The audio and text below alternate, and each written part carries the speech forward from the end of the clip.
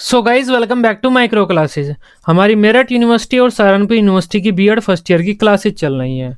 आज का हमारा टॉपिक है शिक्षण युक्ति, टीचिंग टैक्टिक किसे बोलते हैं, और इसी के साथ शिक्षण युक्ति व व्यू रचना में क्या अंतर होता है। शॉर्ट क्वेश्चन में आते हैं ये दोनों क्वेश्चन और इंपॉर्टेंट है, इन दोनों की बात करेंगे। शिक्षण युक्ति की बात करेंगे, इसका अर्थ क्या होता है, इसके क्या लाभ होते हैं, और व्यू रचना व शिक्षण युक्तियों में क्या अंतर होता है। सबसे पहले देखते हैं शिक्षण युक्तियां किसे बोलते हैं, टीचिंग टैक्टिक किसे बोलते हैं। देखो, एक टीचर जब पढ़ाता है बच्चों को, तब वह छोटी छोटी ऐसी चीजें यूज करता है जिससे बच्चों का इंटरेस्ट क्लास में बना रहता है।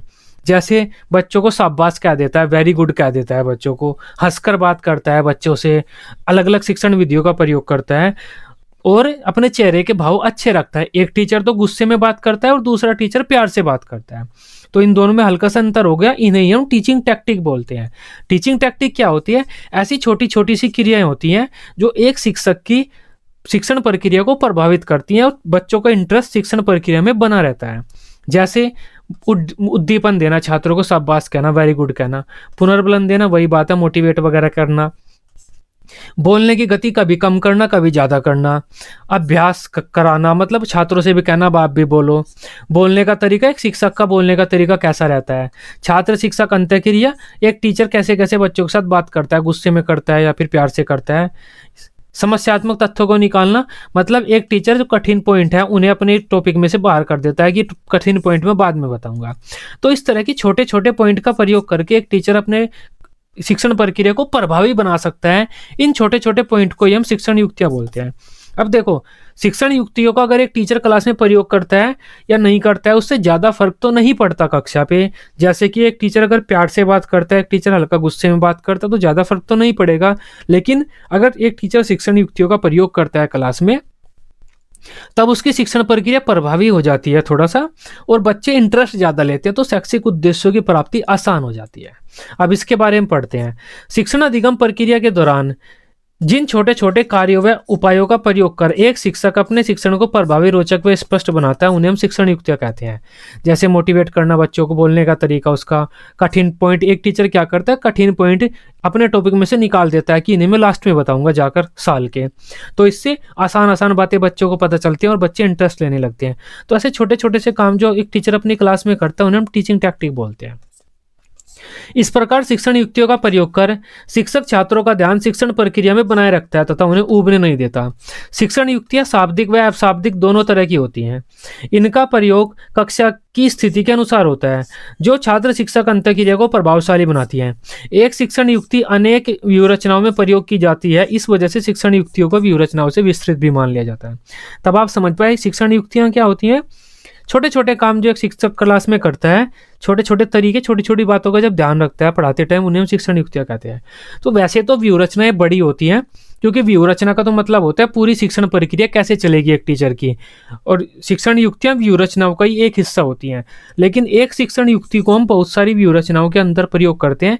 इस वजह से आई.के. डेविस ने क्या कहा था, आई.के. डेविस ने यह कहा था, शिक्षण युक्ति व्यू रचनाओं से बड़ी होती है, क्योंकि एक शिक्षण युक्तियों को हम काफ़ी सारी व्यू रचनाओं में प्रयोग कर लेते हैं।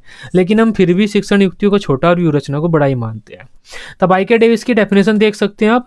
व्यू रचनाओं की अपेक्षा शिक्षण युक्तियां निर्देश के अधिक विस्तृत पहलुओं को सम्मिलित करती हैं। वास्तव में समान शिक्षण युक्ति अनेक व्यू रचना में घटित हो सकती है। तो ये आई.के. डेविस का डेफिनेशन है टीचिंग टैक्टिक की। अब टीचिंग टैक्टिक के लाभ की बात कर लेते हैं। सबसे पहला पॉइंट है, ये उद्देश्यों की प्राप्ति में सहायता करती है।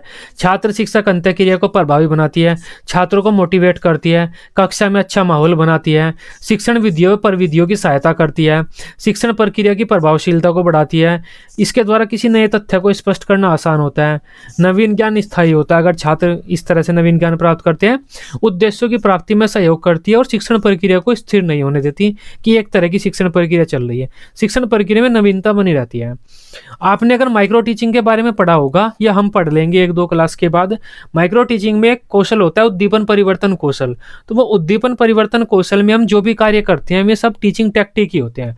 तो उद्दीपन परिवर्तन कौशल टीचिंग टैक्टिक के तरह ही होता है। अब आप समझ गए टीचिंग टैक्टिक क्या होता है। अब इन दोनों में अंतर देखते हैं। टीचिंग स्ट्रेटेजी और टीचिंग टैक्टिक में अंतर, व्यू रचना में और शिक्षण युक्ति में क्या अंतर है। अब देखो, व्यू रचना तो वो होती है, एक टीचर अपने उद्देश्यों की प्राप्ति के लिए क्लास में आकर कोई भी काम करता है, वो उसकी व्यू रचना ही होती है। क्योंकि उद्देश्यों की प्राप्ति के लिए एक टीचर जो भी क्रियाएं करेगा, उस क्रिया को हम उसकी व्यू रचना बोलते हैं।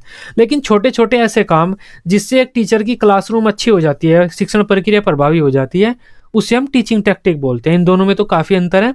उद्देश्यों की प्राप्ति के लिए हम जो कार्य करेंगे वो व्यू रचना, लेकिन ऐसे छोटे छोटे से काम जिससे शिक्षण प्रक्रिया प्रभावी हो जाती है, उसे टीचिंग टैक्टिक बोलते हैं।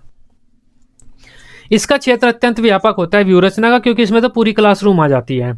इसका क्षेत्र संकुचित होता है, छोटा सा होता है। इसमें बहुत सी विधियां, परविधियां, युक्तियां शामिल होती हैं व्यू रचना में, लेकिन ये व्यू रचनाओं के अधीन होती है। व्यू रचना निर्धारित करने के बाद हम टीचिंग टैक्टिक निर्धारित करते हैं। इसके द्वारा शिक्षण की दिशा व गति का निर्धारण किया जाता है, लेकिन टैक्टिक के द्वारा हम किसी एक विशेष तथ्य का ज्ञान कराते हैं बच्चों को। यह शिक्षण की व्यवस्था को उन्नत बनाती है, लेकिन टैक्टिक नवीन ज्ञान को स्थायी बनाने में सहायक सिद्ध होती है।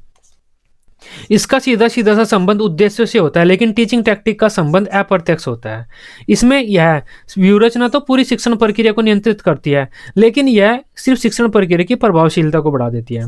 इसका अपना एक स्वतंत्र अस्तित्व होता है, लेकिन व्यू रचना का, इसका टीचिंग टैक्टिक का कोई स्वतंत्र अस्तित्व नहीं होता।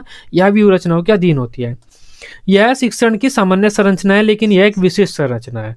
तो ये आज का हमारा डिफरेंस था इन दोनों में, टीचिंग टैक्टिक और टीचिंग स्ट्रेटेजी में, और टीचिंग टैक्टिक क्या होती है। अब ये दोनों पॉइंट आपको क्लियर होंगे। वीडियो अच्छी लगी हो, आप इसे अपने बीएड ग्रुप में दोस्तों के साथ शेयर कर सकते हैं। बीएड की सभी सब्जेक्ट की डेली रेगुलर क्लासेस लेने के लिए आप इस चैनल को सब्सक्राइब कर सकते हैं। Till then, bye bye.